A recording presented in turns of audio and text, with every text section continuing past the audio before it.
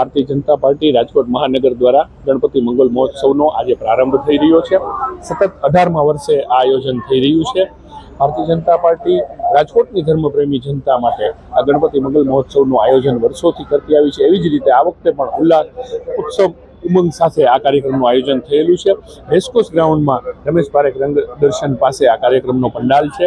અત્યારે દાદાને અમે વાજતે ગાજતે શોભાયાત્રા સ્વરૂપે ત્યાં લઈ જશું, એમનું સ્થાપન થશે, પૂજા થશે અને આ મંગલ મહોત્સવનો પ્રારંભ થશે।